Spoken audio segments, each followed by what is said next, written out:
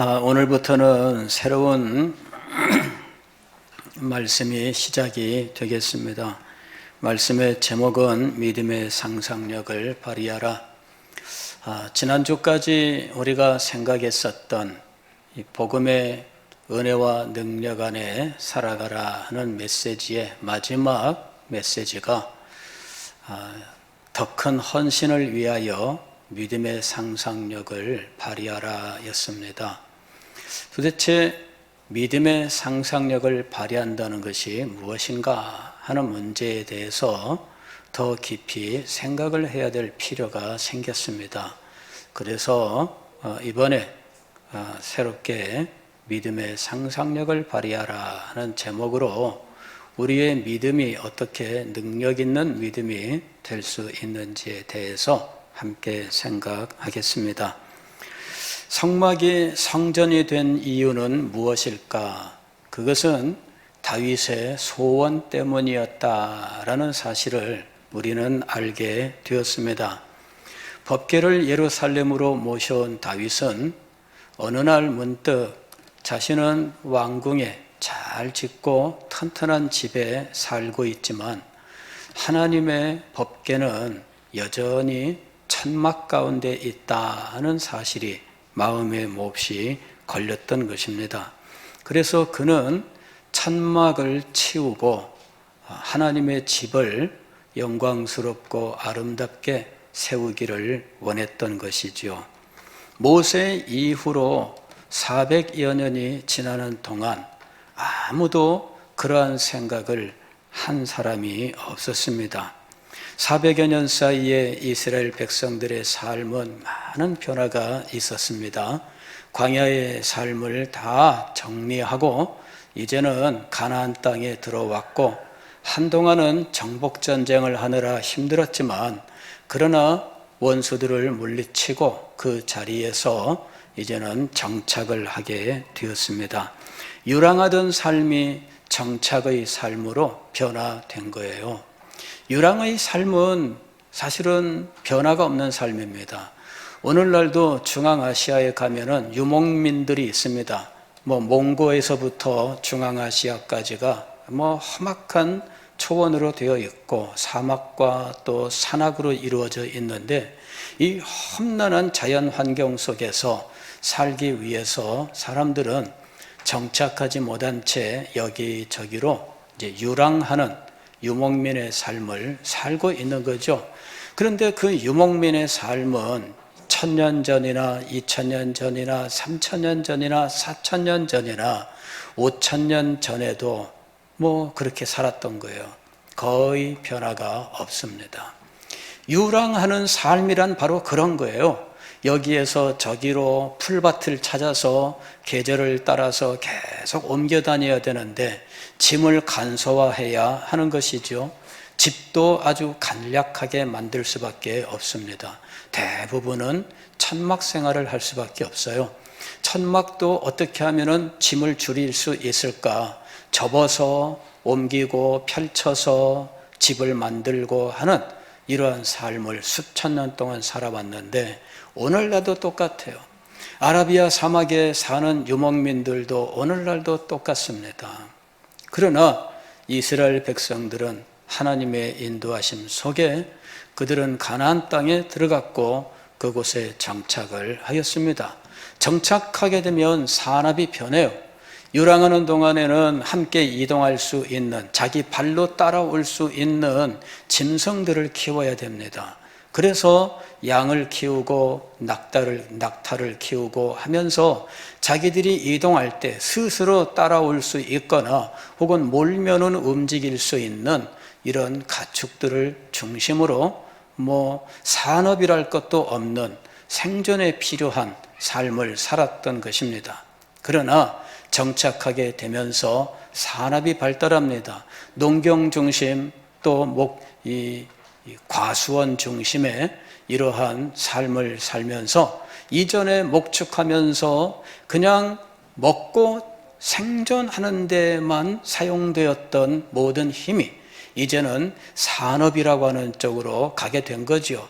그러면서 삶의 여유가 생기고 경제적인 발전이 생기고 그들은 자기 삶에 먹고 사는데 필요한 것을 넘어서는 또 다른 것들을 거두고 욕구하는 삶을 살게 되었던 것입니다.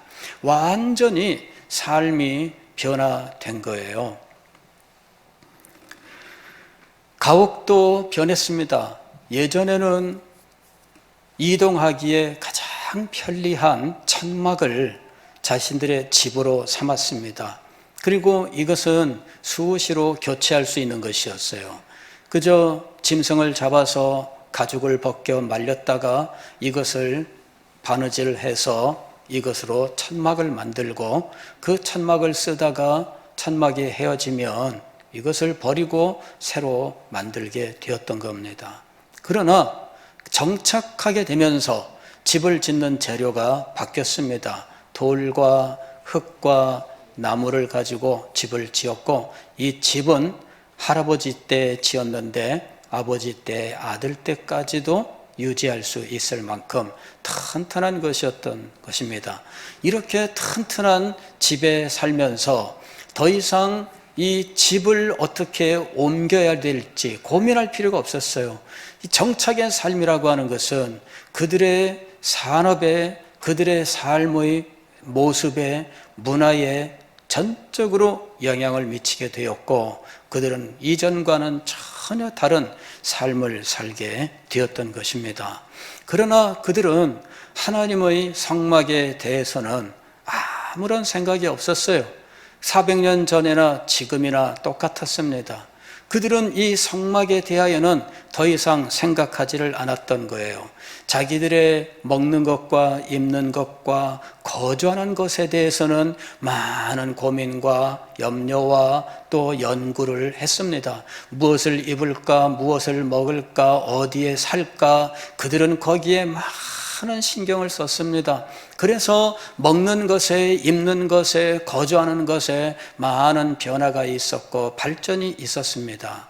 그러나 변하지 않는 것이 하나가 있었는데 그것이 바로 하나님의 집이었어요. 옛날이나 지금이나 변화가 없습니다. 자기의 삶을 위해서는 고민을 했습니다. 먹을 것을 위해서는 밤잠을 자지 않고 고민했습니다. 입을 것을 위해서는 날마다 마음을 썼습니다. 자기들의 거처에 대해서 얼마나 신경을 썼습니까? 그러나 하나님의 집에 대해서는 신경을 쓰지 않았습니다. 아무도 성막에는 관심을 기울이지 않았던 거예요. 지금까지 설명을 듣는 동안 이스라엘의 문제가 무엇이었는지 여러분 마음속에 떠오르는 것이 있지요. 예전에 그런 이야기가 있습니다. 어머니가 날마다 이 밥을 해서 식구들 다 퍼주고 제일 마지막에 남아있는 누룽지 긁어 먹으니까 이 아들이 엄마 왜 맨날 누룽지만 드세요? 그랬더니 이 녀석아 엄마가 누룽지를 제일 좋아한다 그랬던 거예요. 이 아들은 그 말을 찰떡같이 믿은 거죠. 나중에 어머니가 이제 늙어서 힘이 없는데 그때 아들이 엄마한테 누룽지를 주는 거야. 맨날 누룽지. 야, 이 녀석아 왜 맨날 난 누룽지 주냐? 엄마 좋아하잖아요. 아직도 그 행동의 배후를 이해하지 못하는 거죠. 엄마가 왜 맨날 누룽지를 먹었을까요? 밥이 없으니까. 밥이 없으니까 누룽지를 먹은 거예요. 식구들 밥 퍼주고 나면 남은 거예요. 겨우 그 정도 남겨서 마지막으로 남은 누룽지 긁어서 먹은 거예요. 어떤 사람 그러더라고. 아, 우리 엄마 제일 영양 많은 것만 드셨네. 찰떡선이가 없기는, 그죠? 예. 이 엄마에 대해서 더 이상 상상력을 발휘를 안 하는 거예요. 그냥 그대로 믿고 그대로 있는 거죠. 그래서 나중에 흰 쌀밥으로 밥을 맛있게 했을 때에도 엄마한테는 누룽지를 긁어준다는 거예요. 그러면서 하는 말이, 엄마 누룽지 이거 요새 고급이에요. 시대가 변했죠. 믿음의 상상력을 발휘해야죠. 엄마에 대해서 사랑의 상상력을 발휘해야죠. 아니, 얼마나 엄마에 대해서 관심이 없었으면 그렇게 하느냐 그 얘기예요. 왜 사랑의 상상력을 발휘할 줄을 모르냐 그 얘기입니다. 부모님에 대하여 사랑의 상상력을 발휘할 줄을 몰라. 언제나 자기만 생각을 해요. 그게 이스라엘 백성들의 모습이에요. 하나님은 텐트를 좋아하시잖아요. 그러고 있는 거예요. 하나님은 텐트를 좋아하시잖아요. 성막이 텐트입니다. 이게 텐트예요. 하나님은 텐트를 좋아하시잖아요. 하나님이 왜 성막, 즉 텐트를 지으라고 말씀하셨을까요? 그것은 광야 시대이기 때문입니다. 광야 시대의 모든 백성들이 텐트로 집을 지었어요. 하나님께서도 모든 백성들과 마찬가지로 텐트로 집을 지으셨어요. 하나님의 집이라고 해서 하나님께서 백성들에게 특별한 짐을 부과하지 않으셨던 거예요. 하나님의 집이라고 해서 백성들에게 금은 보화를 요구하지 아니하셨던 겁니다. 하나님이라고 해서 금은 보화로 하나님을 섬기라고 하지 않으셨어요. 그 백성들의 삶의 수준에 맞춰서, 그 시대에 맞춰서 하나님께서는 하나님의 집을 요구하셨던 거예요. 그런데 이스라엘 백성들은 시대가 변했고 자기들의 삶의 수준이 올라갔는데 하나님의 집에 대하여 아무런 생각이 없었어요. 언제나 수동적인 삶입니다. 하나님을 위하여 적극적인 헌신이 없었어요. 그것을 위한 생각이 없었어요. 그것에 대한 연구가 없었어요. 내가 어떻게 더 하나님을 섬길까? 내가 어떻게 더 하나님을 기쁘시게 할까? 이런 쪽으로는 마음을 쓰지 않았습니다. 어떻게 하면은 내가 더 편안해질 수 있을까? 어떻게 하면은 더 좋은 걸 먹을 수 있을까? 어떻게 하면은 더 좋은 옷을 입을 수 있을까? 어떻게 하면 내가 더 좋은 집에 살 수 있을까? 거기에 마음을 썼지 하나님을 섬기는 데 마음을 쓰지 않았어요. 생각을 더 하지 않았습니다. 자신의 삶에 문제가 생기면 그제서야 하나님 앞에 와서 부르짖는 이런 모습만 보여주고 있었어요. 그 정도에 머물러 있었습니다. 이것이 이스라엘 백성들의 삶이었습니다. 법궤에 대해서도 마찬가지였어요. 그들은 전쟁터에 법궤를 가지고 나아갔습니다. 그러다가 전쟁에 치고 법궤를 빼앗겼는데 법궤는 블레셋 족속에게 빼앗겨서 7개월 후에 돌아오게 됩니다. 블레셋 족속들이 법궤 때문에 말할 수 없는 고통을 겪다가 할 수 없이 돌려보내자 해가지고 돌려보냈습니다. 베스메스 주민들이 이 안에 뭐가 들었나 호기심에 뚜껑 열어보려다가 그만 수없이 많은 사람들이 한꺼번에 죽어 넘어지게 되었습니다. 하나님의 영광에 대하여 아무런 깨우침이 없었어요. 그들은 법궤를 이제는 전쟁에 졌는데 이것은 뭐 아무것도 아니네 이리 생각을 했을지 모르겠어요.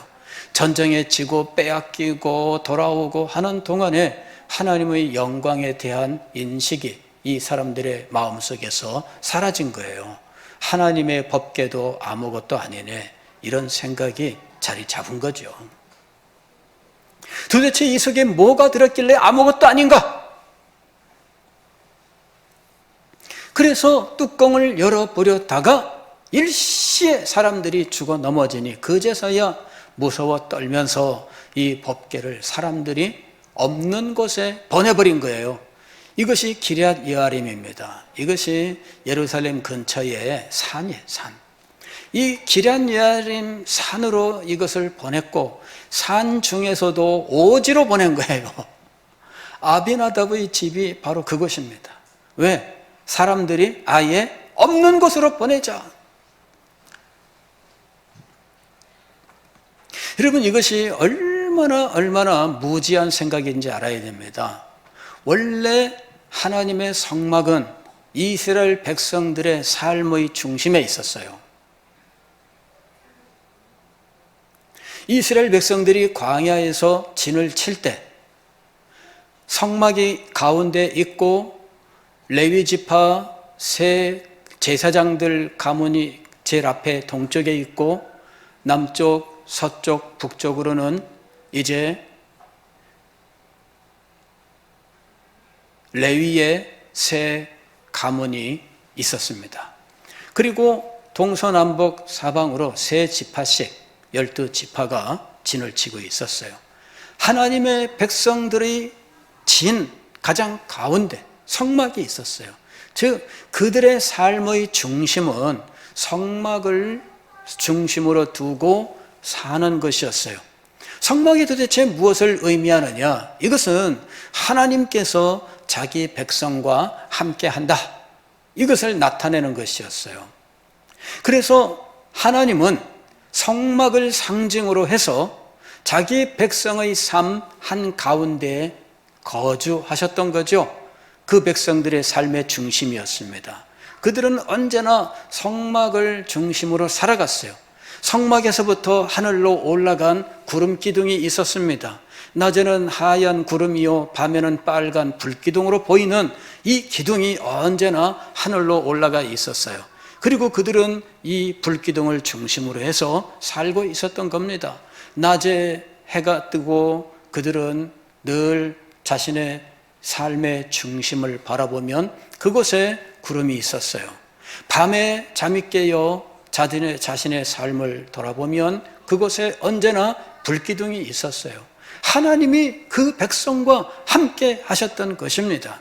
어느 날 구름이 떠오르면 자기들은 자기의 짐을 쌉니다.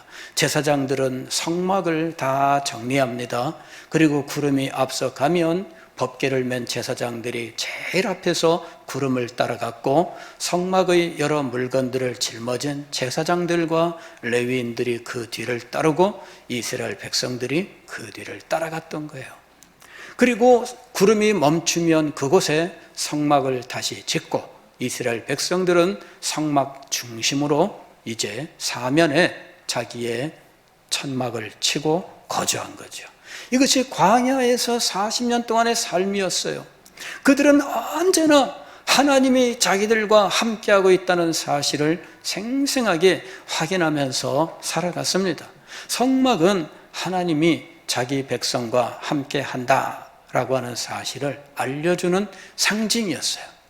그런데 이 성막이 하나님의 자기 백성과 함께한다는 사실을 나타내는 근본적인 요인은 무엇이냐면은 법궤 때문이었어요.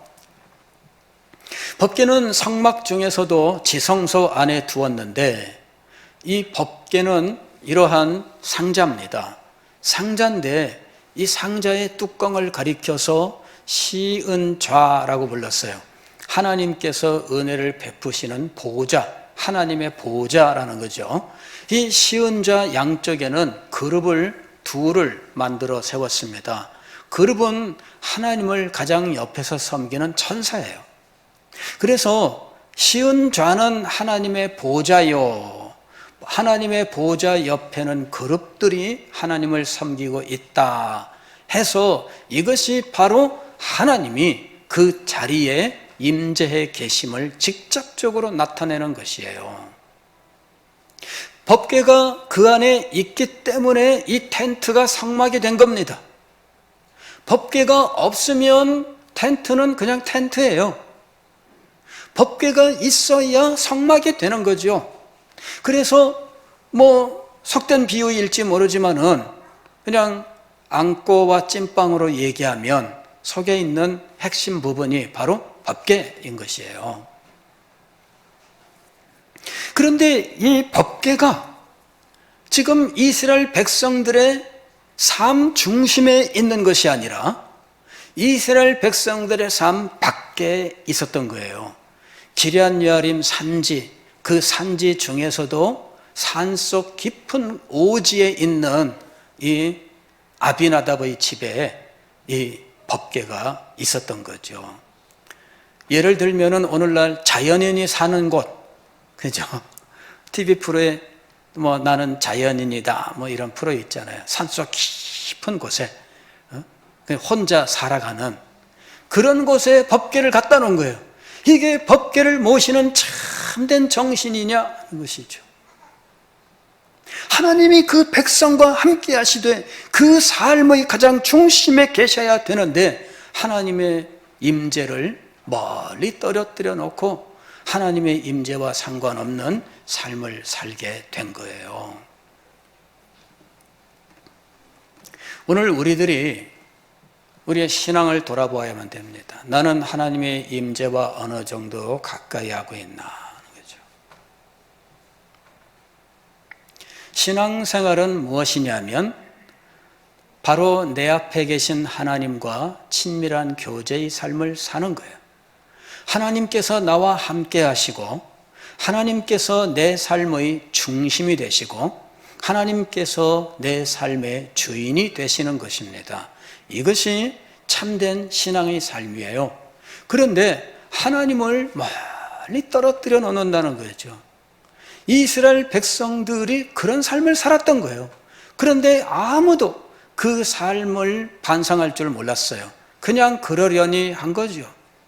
하나님의 법궤가 가까이 있다고 한들 그게 무슨 상관이 있으며 하나님의 법궤가 멀리 있다고 한들 그게 우리와 무슨 상관이 있느냐. 아무도 법궤에 대해서 신경을 쓰지 않았어요. 방치되어 있었습니다. 사무엘의 시대에도 법궤는 산속 오지에 있었고 사울 왕의 시대에도 법궤는 산속 오지에 있었습니다. 그런데 어느 날 다윗이 법궤에 대해 사모하는 마음을 갖게 된 거예요. 하나님의 법궤가 산속에 있도다. 하나님의 법궤가 우리 가운데 있어야 되지 않느냐? 그래야 우리가 하나님 앞에 나아갈 수 있고 그래야 우리가 하나님께 물을 수 있지 않느냐? 하나님께 묻지 못하는 삶을 산다는 것, 하나님께 기도하고 하나님의 인도하심을 받는 삶이 아닌 그냥 내 혼자 생각하고 내 판단으로 살아가는 이 삶, 이것이 하나님의 백성의 삶으로 합당치 않다라는 거죠. 그런 삶을 살아보니 이게 아무것도 아닙니다. 그래서 다윗이 어느 날 그걸 깨달은 거예요.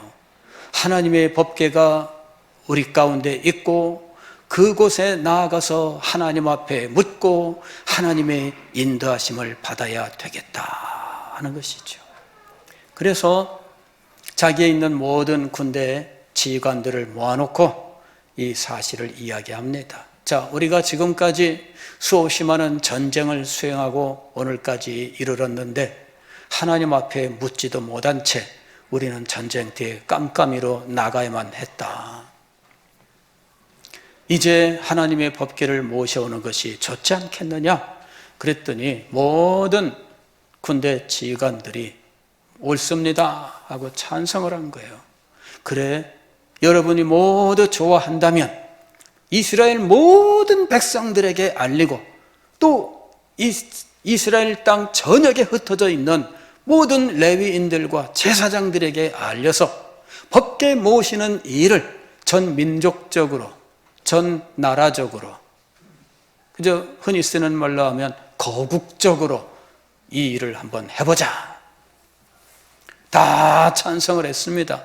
그래서 이스라엘 전체 땅에 통치를 하고 또 모든 제사장들과 레위인들에게 통치를 하고 이제까지 우리가 법궤를 산속 오지에 두고 하나님의 영광, 하나님의 임재와 상관이 없는 삶을 살았는데 법궤를 모시고 하나님을 중심으로 살자 이야기를 한 거예요. 할렐루야. 그래서 법궤를 산속 오지 기럇 여아림 아비나답의 집에서부터 예루살렘으로 옮기게 된 거예요. 예루살렘은 이스라엘 나라의 수도입니다.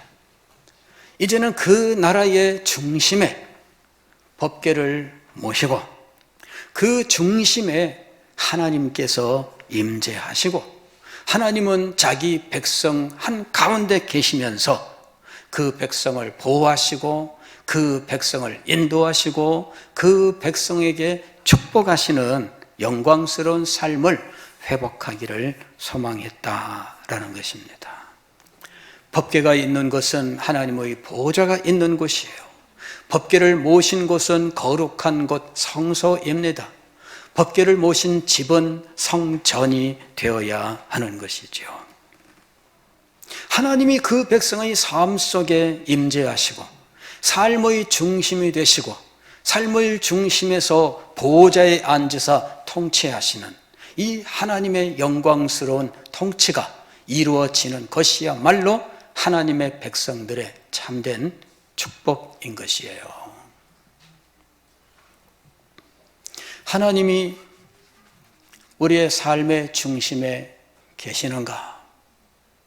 그리고 하나님께서 우리 삶의 중심에 보호자를 놓으시고 그 보호자에 앉으사 우리를 통치하시는가?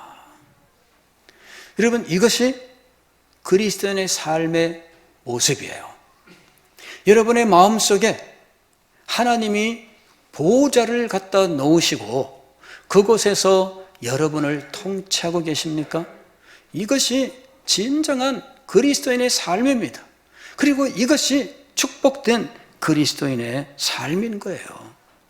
여러분의 마음속에 하나님이 계시지 않는다면, 하나님의 보좌가 없다면 여러분은 진정한 그리스도인이 아닙니다. 하나님이 여러분의 마음속에 거하셔야 돼요. 하나님의 보좌가 여러분의 가정에 있어서 하나님께서 그곳에 좌정하시고 하나님께서 말씀으로 여러분의 가정을 지도하시고 인도하시고 다스리셔야 돼요. 이 일이 진정으로 이루어져야 되는 거예요.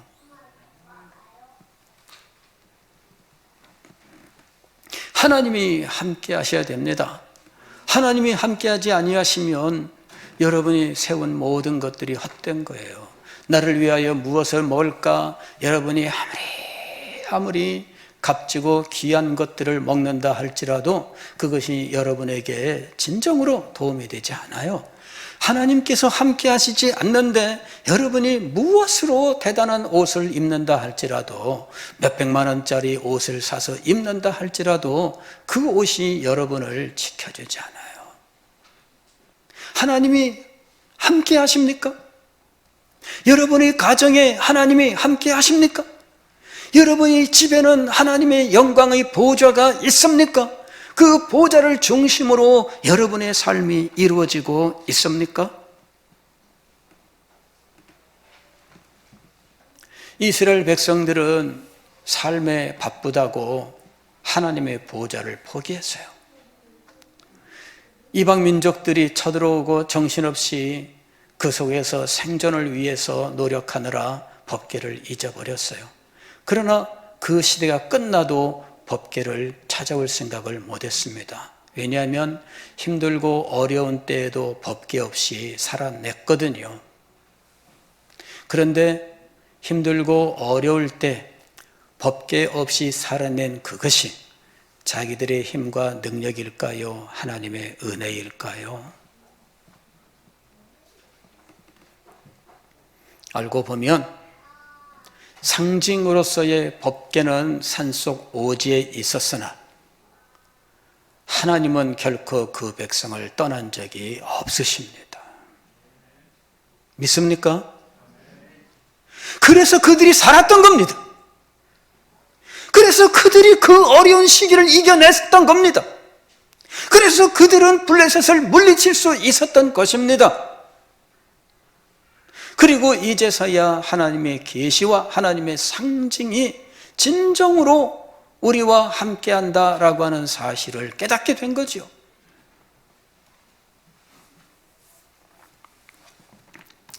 다윗의 언약의 축복은 성전을 짓고자 했었던 다윗의 열망으로부터 시작이 되었고, 성막이 아닌 성전을 짓고자 했었던 것은 다윗의 믿음의 상상력 때문이었습니다.